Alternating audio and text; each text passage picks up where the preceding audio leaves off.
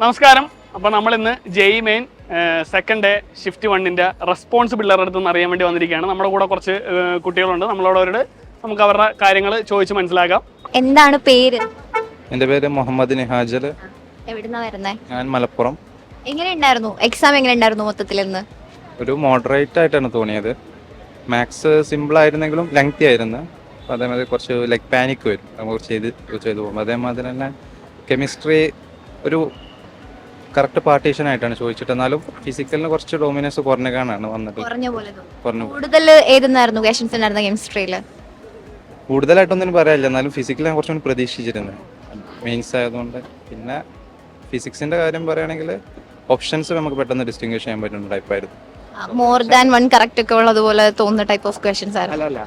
നമുക്ക് പെട്ടെന്ന് മനസ്സിലാക്കിയെടുക്കാൻ പറ്റുന്നുണ്ടായിരുന്നു. പക്ഷെ അത് നമ്മൾ ചെയ്ത് കഴിഞ്ഞിട്ടാണ് അത് അറിയുന്നത്.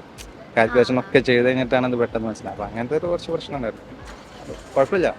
എൻ്റെ പേര് അബിൻ ജോസഫ്. എക്സാം ഒരു അത്യാവശ്യം മോഡറേറ്റ് ആയിരുന്നു. പിന്നെ മാത്സും ഫിസിക്സ് അത്യാവശ്യം ഇച്ചിരി ലെങ്തിയും ടൈം കൺസ്യൂമിങ്ങും ആയിരുന്നു. പിന്നെ ഫിസിക്സിലൊക്കെ കുറേ തിയറി ക്വസ്റ്റ്യൻ വന്നിട്ടുണ്ട്. ന്യൂമറിക്കൽസ് പൊതുവെ കുറവായിരുന്നു. ന്യൂമറിക്കൽസ് ഉണ്ടായിരുന്നു എന്നാലും. പിന്നെ കെമിസ്ട്രി ആണെങ്കിലും ഇന്നലത്തേതിനെക്കാട്ടിലും ഇച്ചിരി അങ്ങോട്ട് എളുപ്പമായിരുന്നു തോന്നുന്നു. എൻ്റെ പേര് ഏഞ്ചലസ്. ഞാൻ ഇടുക്കിയിൽ നിന്ന് വരുന്നു.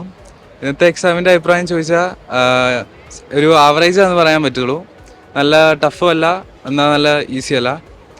പിന്നെ ഫിസിക്സ് തിയറി ക്വസ്റ്റ്യൻസ് ചോദിച്ചു, ന്യൂമറിക്കൽ ചോദിച്ചു. എല്ലായിടത്തും ന്യൂമറിക്കലും തിയറി ഏകദേശം ഒരുപോലെ തന്നെയാണ് ചോദിച്ചത്. പിന്നെ കെമിസ്ട്രി ഫിസിക്കൽ കെമിസ്ട്രിന്ന് കൂടുതലായിട്ട് ചോദിച്ചപോലെ എനിക്ക് തോന്നി. പിന്നെ മാത്സ് അത്യാവശ്യം ലെങ്തിയാണ്. എൻ്റെ പേര് നെവിൻ, ഞാൻ കൊല്ലത്തീന. പിന്നെ ഇന്നത്തെ എക്സാം ആണെങ്കിൽ ഫിസിക്സും കെമിസ്ട്രി കുഴപ്പമില്ലായിരുന്നു. മാത്സ് പറഞ്ഞ പോലെ ലെന്തി ആയിരുന്നു.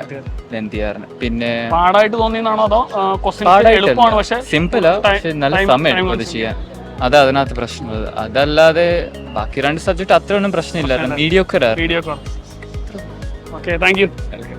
എല്ലാവർക്കും ഓൾ ദി ബെസ്റ്റ്.